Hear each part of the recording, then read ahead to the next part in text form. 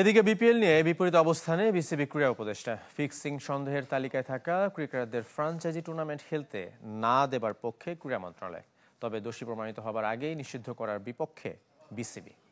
Niacinamide ও salicylic সমৃদ্ধ lily face wash যা ফেসের ডেড স্কিন সেল দূর করে দেয় দ্বিগুণ ফাস্টার ব্রাইটেনিং। একের পর এক তদন্ত, 900 পৃষ্ঠার রিপোর্টও জমা দিয়েছে কমিটি, তবুও ফিক্সিং এর কোনো সুরাহা করতে পারেনি বিসিবি। সবশেষ অ্যালেক্স মার্শালের টেবিলে সেই প্রতিবেদন। অধিকতর তদন্তের গোলক ধাঁধায় ছাড় পেয়েছে সন্দেহের তালিকায় থাকা ক্রিকেটাররা। জাতীয় লিগে খেলছে, বিপিএলেও তাদের জন্য দরজা উন্মুক্ত করে দিয়েছে বিসিবি।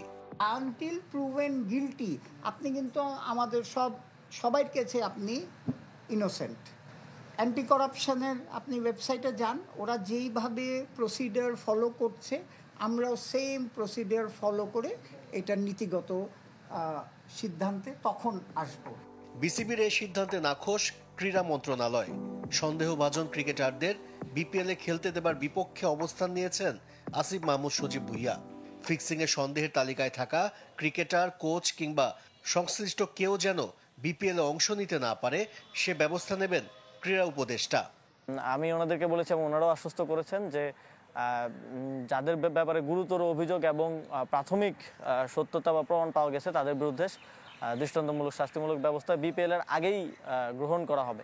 সুতরাং বিপিএলে ফিক্সারদেরকে নিয়ে বিপিএল হচ্ছে, এই ধরনের কিছু আসলে হচ্ছে না। 17 নভেম্বর বিপিএল এর প্লেয়ার্স ড্রাফট। তার আগে ফিক্সিং সন্দেহের তালিকায় থাকা না থাকা নিয়ে বিসিবি ক্রীড়া মন্ত্রণালয়ের বিপরীতমুখী অবস্থান নতুন করে শঙ্কা তৈরি করেছে। আশিক রুদ্র, চ্যানেল 24, ঢাকা।